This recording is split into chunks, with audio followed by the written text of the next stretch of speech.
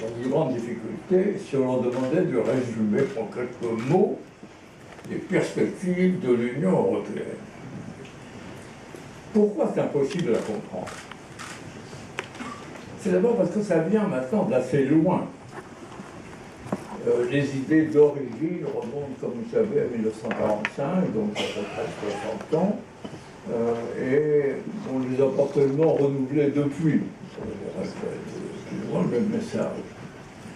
Mais c'est surtout parce qu'il y a une confusion permanente, je ne suis pas sûr que vous ayez échappé d'ailleurs, entre deux Europes qui correspondent à deux projets qui ne sont pas les mêmes. Et alors, comme une espèce de danseur, ceux qui interviennent sur l'Europe passent d'un sujet à l'autre. C'est d'ailleurs très difficile de savoir de quelle Europe ils parlent.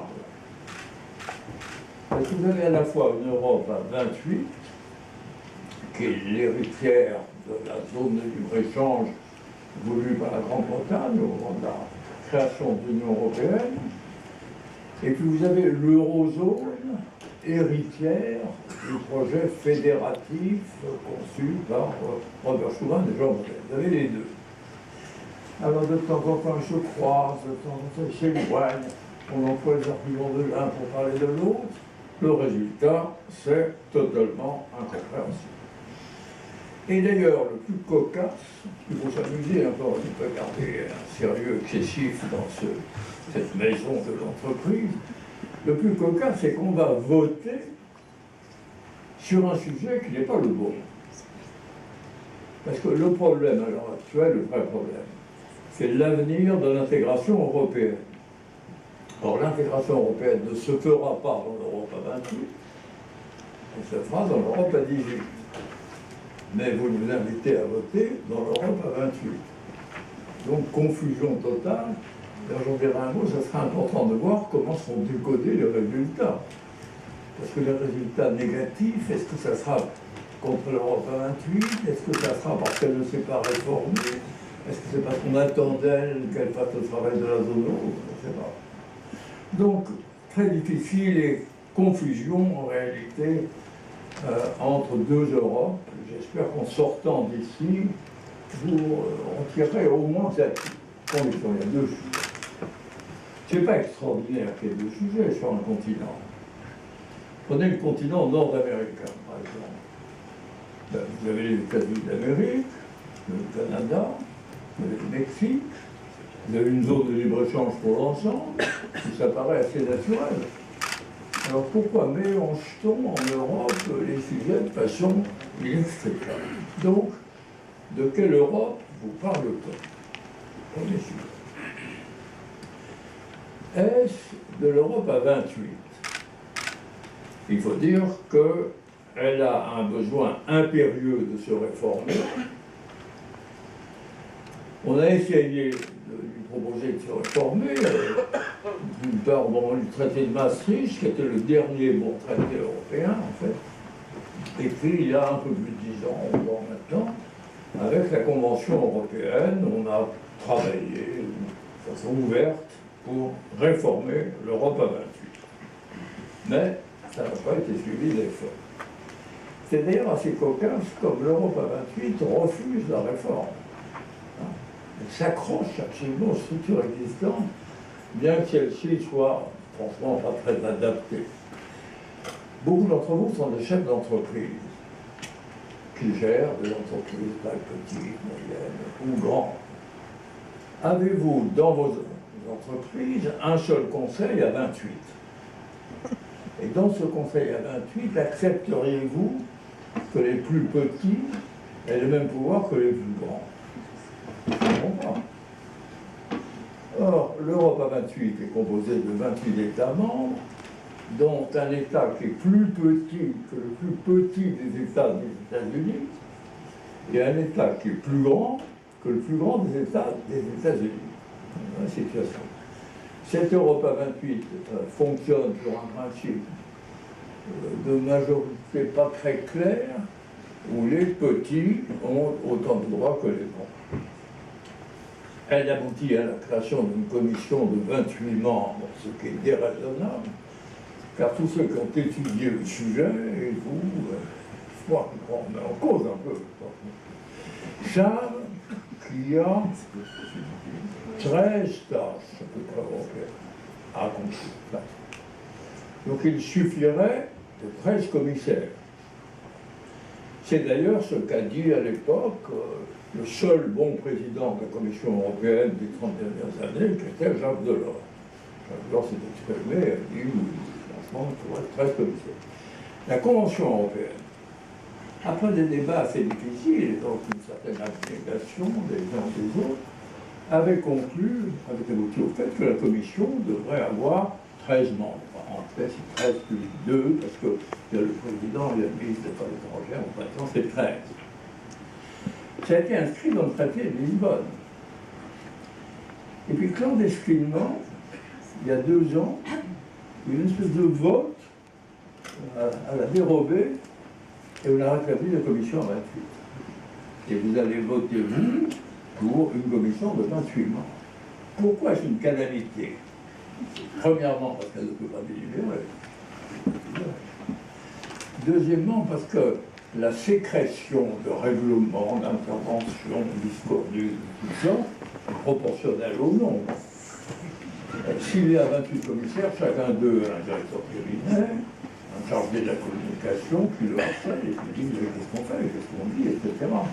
Et donc, ils font des propositions qui aboutissent à ce sentiment très irritant, d'une part que l'Europe sort de ses compétences, et d'autre part qu'elle impose, qu'elle cherche à imposer des règlements dérisoires à la population.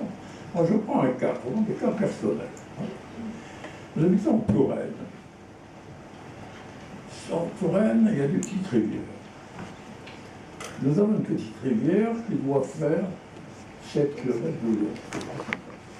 Qui se jette, M. Gattard, à Château-Renaud, dans une rivière un peu plus grande, etc.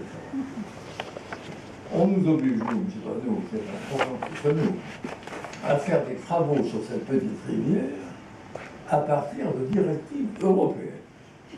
En quoi le traité européen a qualifié les administrations, les services, allaient imposer les travaux de rectification de petites rivières en Touraine.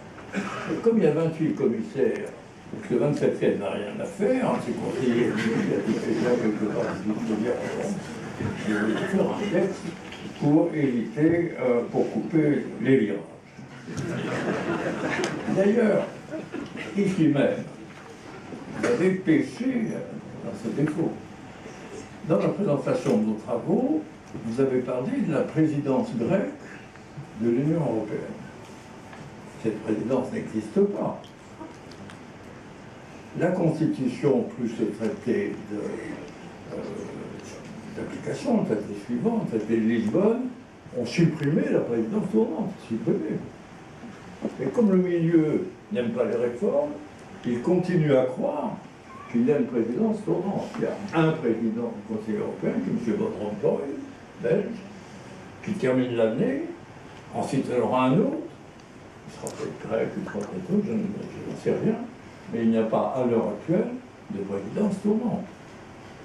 Deuxième fantaisie interprétative, les personnalités qui sont ici et qui sont toutes très brillantes, et salut, je ne sais pas pourquoi, elle est partie notre... Ah voilà, qui représentent les différentes familles politiques européennes, croient que c'est à elles de désigner le président de la Commission. C'est faux. On fait des papiers, des déclarations, etc. Les uns sont pour M. Schulz, les autres sont pour M. Juncker, les autres sont pour d'autres. Mais ce n'est pas eux qui proposent. C'est le Conseil.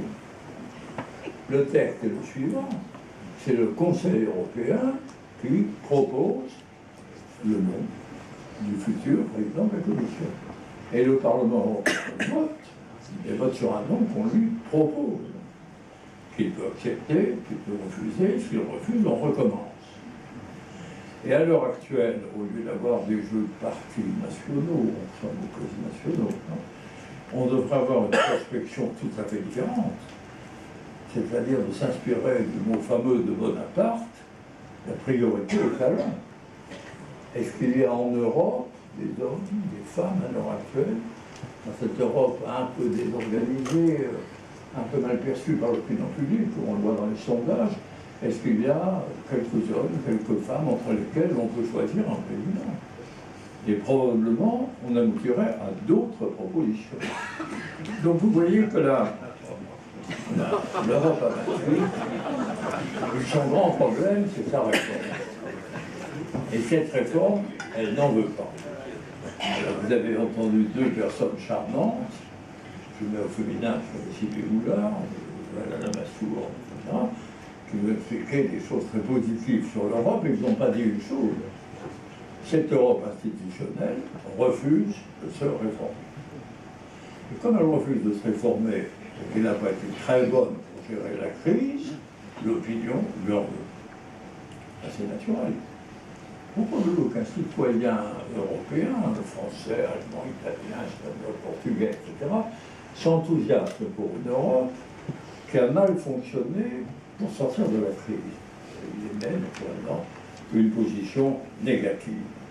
Donc le seul mot pour l'Europe à 28 que vous devriez retenir au programme, ce qui dispenserait d'ailleurs de plus long discours, c'est réforme.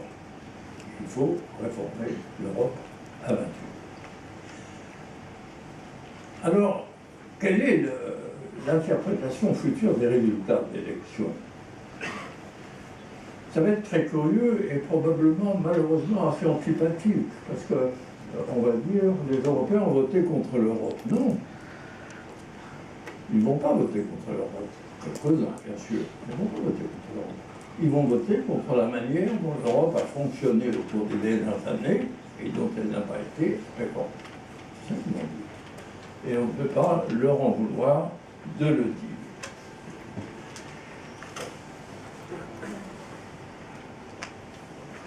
Europe à 28, réforme et modestie.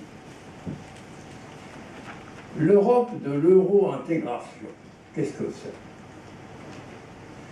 L'Europe à 28 ne veut pas de l'intégration européenne. Elle ne veut pas, certains de ses membres en veulent naturellement, mais en tant que corps, elle n'en veut pas. Un très grand pays, important dans notre histoire européenne, qui est la Grande-Bretagne, est à fond hostile. D'autres pays, situés généralement dans le nord de l'Europe, sont hostiles à l'intégration. Ils ne veulent pas de l'intégration européenne.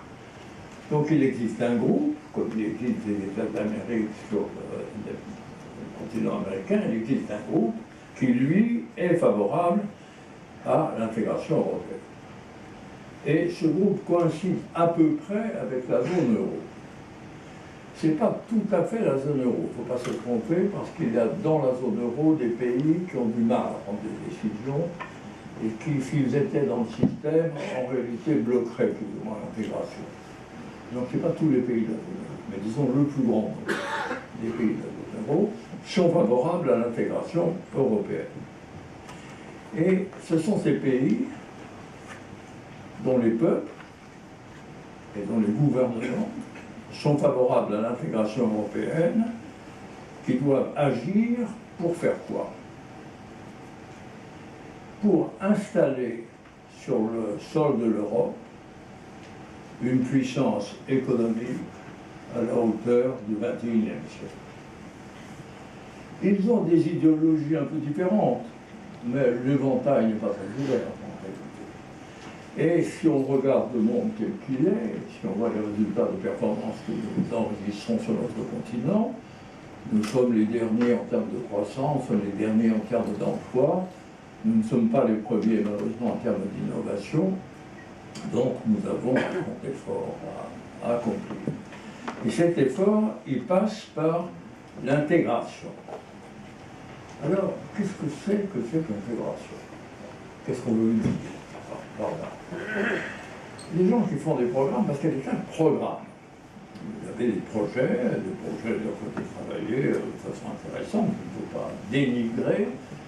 Vous en avez un qui a été fait par les libéraux au Parlement européen, vous en avez un qui a été fait par un groupe de travail de grands experts, vous en avez un qui a été fait par d'autres Europe, vous avez des projets. Ces projets parlent d'intégration. Alors, qu'est-ce que c'est exactement que cette intégration? On parle souvent d'une démarche fédérative. fédéraliste. Si on regarde l'histoire sur un peu la longue période, c'est la méthode traditionnelle. C'est ce qu'on a essayé de faire en Europe depuis 500 ans, 2 ans.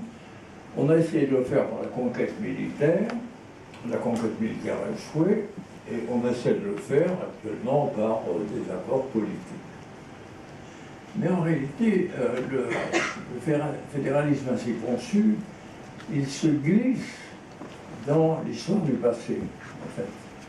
Il prend les États tels qu'ils sont, les milieux politiques tels qu'ils sont, l'opinion publique telle qu'elle est informée, et ils disent ben, on va les resserrer un peu et ça fera de l'intégration. En réalité, cette approche, n'est pas très réaliste.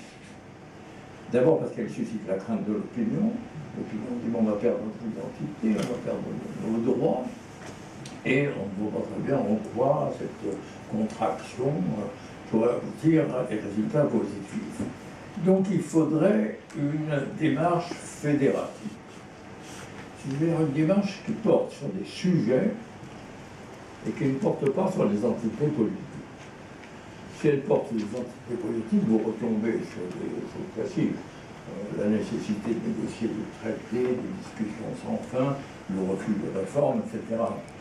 Si vous prenez une démarche fédérative, c'est-à-dire des sujets, vous aboutissez curieusement à des résultats. Quelques exemples, s'il vous plaît. L'histoire de l'euro. Les monnaies étaient gérées par les banques nationales. Les États tenaient absolument leur mot à dire, d'ailleurs intervenaient dans cette gestion. À la suite d'un travail très long et méritoire, où se sont impliqués beaucoup d'hommes d'État, beaucoup d'experts, on a fini par bâtir un système monétaire commun. Et ce système monétaire commun, il a monté d'un cran. C'était là maintenant, il est au-dessus des systèmes nationaux. Et en fait, plus personne n'imagine, et plus personne ne demande dans un sondage européen qu'on revienne au modèle national. Donc, si on fait l'intégration sur les sujets, et non pas l'intégration sur les institutions politiques, on arrive à faire émerger des sujets de consensus qui, peu à peu, façonneront l'Europe de demain. Alors, quels sont les sujets?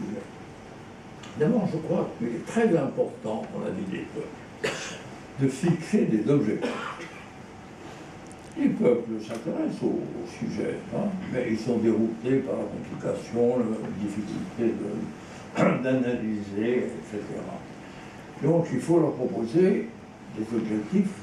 Alors, je ne vais pas leur porter, qui sera un peu méprisant, je dirais des objectifs qu'ils peuvent choisir. Ils savent, ils regardent peu le monde extérieur. Mais ils savent que le monde extérieur, depuis 50 ans, a connu un extraordinaire bouleversement.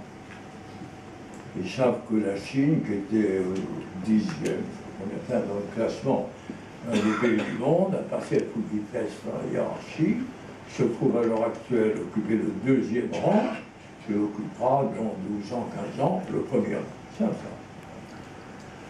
Ils savent que des produits que nous fabriquions tranquillement à Château-Renaud ou ailleurs, avec le sentiment que dès lors qu'on travaillait un peu, notamment au mois de mai, qu'on travaillait près de la moitié des jours du mois, ça suffisait et qu'on pouvait continuer à vivre ainsi, à avoir des produits, etc. Et ils découvrent qu'il y a une concurrence technologique, scientifique, commerciale, qui fait que ça n'est plus possible de voir. Donc il faut leur proposer quelque chose qu'ils puissent avoir en tête. Et cette chose, c'est de dire, on va créer une zone d'intégration économique en Europe, dans un certain délai, et cela aura des conséquences bénéfiques pour vous. Quel délai? Alors là, on va pas rentrer dans le détail, on peut discuter, il faut prendre des chiffres ronds. En réalité, c'est pour 2030. On ne peut pas dire 2020, là c'est trop près, on ne peut pas en 7 ans, 6 ans et demi, faire une intégration trop poussée, on le peut pour 2030. Et dans cette zone, qu'est-ce qu'il devrait y avoir en fait? il devrait y avoir une intégration monétaire, la même monnaie. C'est fait.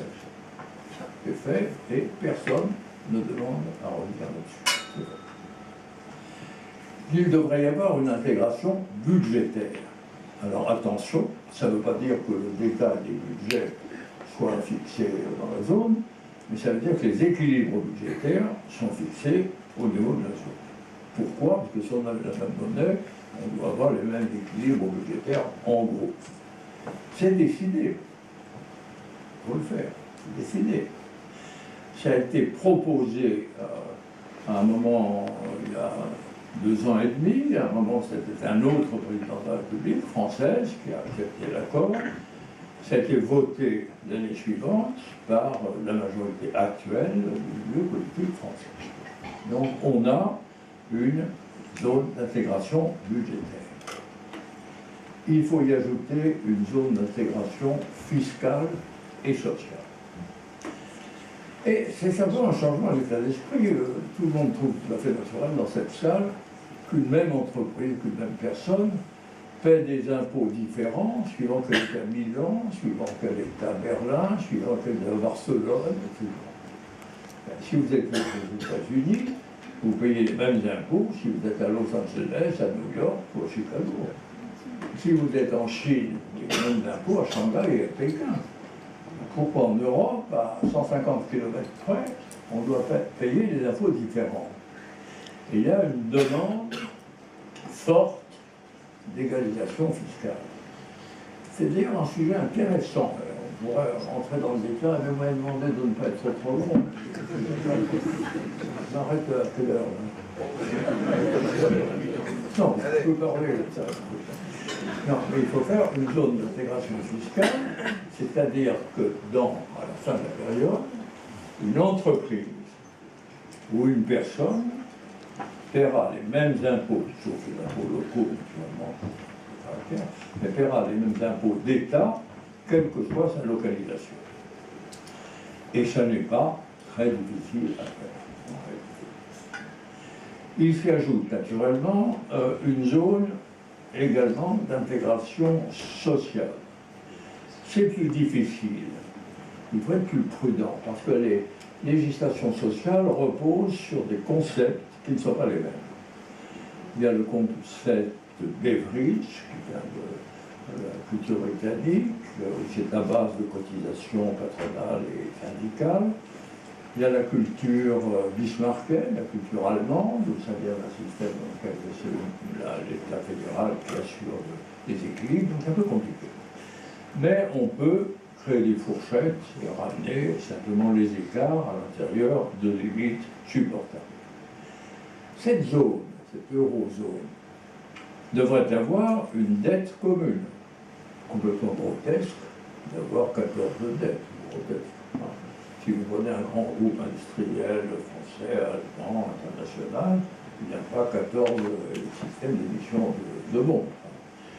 Donc il faut une dette commune. On ne peut avoir cette dette commune que lorsque l'intégration budgétaire aura suffisamment avancé, parce qu'on ne peut pas demander à ceux qui gèrent bien le budget d'emprunter avec ceux qui le gèrent mal. Parce que d'abord, on ne peut pas bâtir des mots, on ne sait pas quel taux leur donner, on ne sait pas quelles sont les responsabilités. Donc c'est au bout de l'intégration budgétaire. Si l'intégration budgétaire doit prendre à peu près 4 ans, quelque chose comme ça à peu près. Parce qu'en France, en principe, nous prenons des engagements assez respectables, que d'ailleurs, avec une conscience générale, nous ne tenons pas, mais à l'heure actuelle, on a l'air de s'orienter vers une intégration budgétaire à 3 ans. Une fois qu'il y aura une intégration budgétaire, on peut passer à l'intégration de la dette. C'est-à-dire progressivement émettre des titres de la dette européenne. C'est vous qui parliez, je crois, à la source tout à l'heure, qui avait dit que l'euro était la monnaie la plus forte du monde, c'est Sylvie, je ne sais pas. S'il y a, c'est vous. Ah oui, c'est là. S'il y a une dette européenne, ça sera la dette la plus valorisée dans le monde. Elle sera meilleure en qualité que la dette américaine, car le déficit total, global, etc., des États-Unis est supérieure au déficit intégré de la zone euro. Elles sont appuyées sur des cultures financières assez classiques et donc qui inspirent confiance. Donc il y aura une dette qui sera la dette meilleur marché. Et vous avez remarqué que malgré les mésaventures économiques et financières de l'Europe, la spéculation règne du monde. Si Blaise Pascal était encore en état d'écrire ses pensées, il ferait des pensées là-dessus. La reine du monde actuellement n'est plus le travail, c'est la spéculation. La spéculation s'est attaquée à l'euro au cours des dernières années, et aux différentes monnaies, aux différentes dettes, a poussé les taux d'intérêt vers le haut, etc. Tout ça est retombé. À l'heure actuelle, la dette, le taux de placement de la dette française est inférieur au taux américain. On fait ça tous les jours, je vois ça sur les tableaux, etc.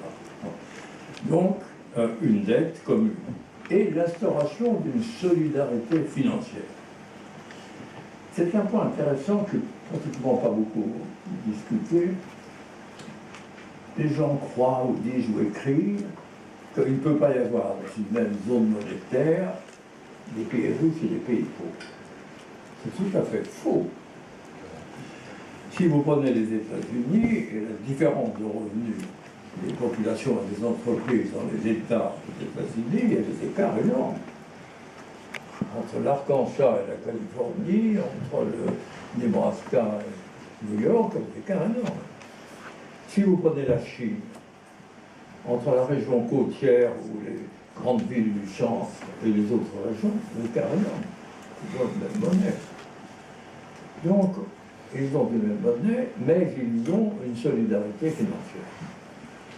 Et à l'heure actuelle, la difficulté, c'est qu'il n'y a pas de solidarité financière en Europe. Elle passe par l'intermédiaire de la dette. Et nos amis les plus endettés, grecs et italiens, ont eu l'occasion de vérifier. Donc il faut aller vers une solidarité financière.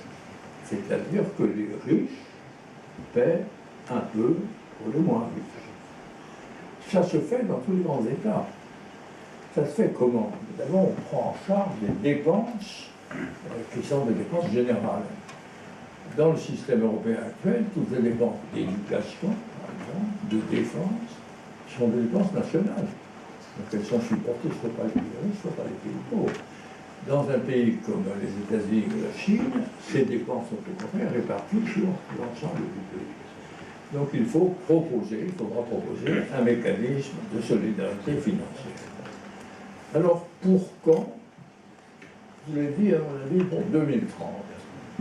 Et peut-être dans vos campagnes, les gens c'est un peu loin. 2030. Prenez le cas d'un impôt à supprimer en France, qui est un impôt qui n'existe qu'en France. On va supprimer. Il s'appelle l'impôt de solidarité sur la fortune. Il a un taux maximum de 1,5%. Si vous prenez 15 ans et que vous dites on enlève 0,1% par année, vous faites disparaître. Vous faites disparaître et sans un bouleversement des structures de financement, de budget ou de la dette. Alors, la gestion de ce système, et puis je vais terminer parce que je vois que vous avez été bon, enfin, faites-moi des signes. Alors, la gestion. Pourquoi le système actuel, finalement, a-t-il abouti à une sorte d'impasse?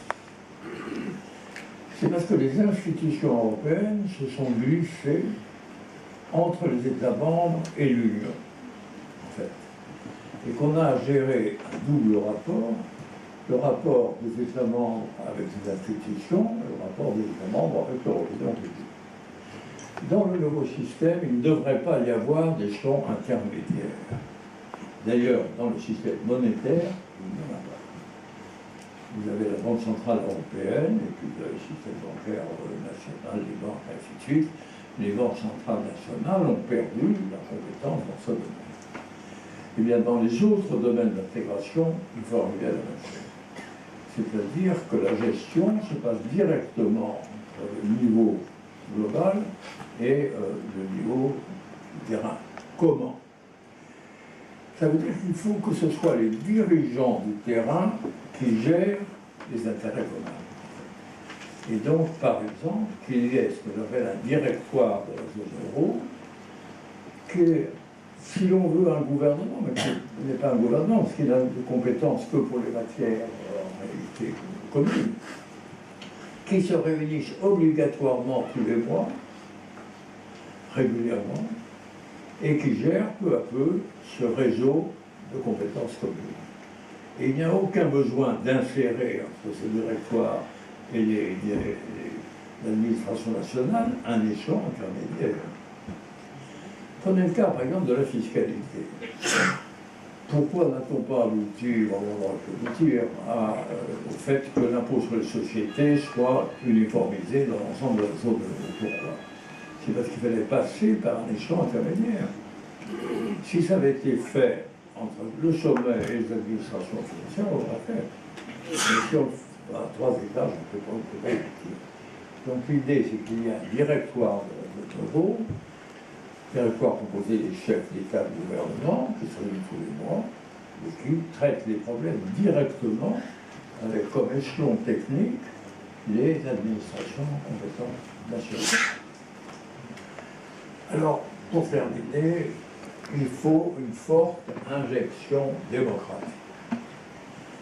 C'est d'ailleurs très difficile à insérer parce qu'il y a une injection démocratique par le Parlement européen. Nous pouvons en parler puisque c'est mon ami Mouchnik et moi qui avons proposé le système.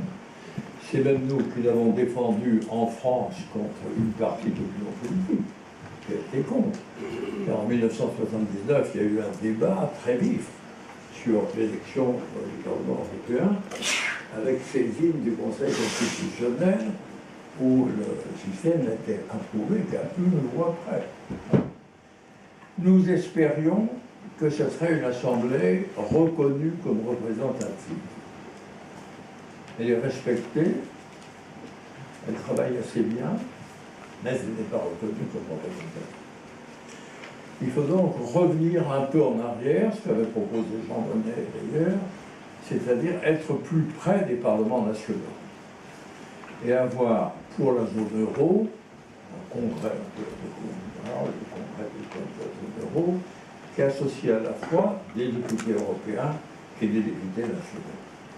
Et il faut que ce congrès soit très ouvert, qu'il intéresse les médias et qu'il donne à l'opinion publique le sentiment qu'elle y est écoutée et représentée.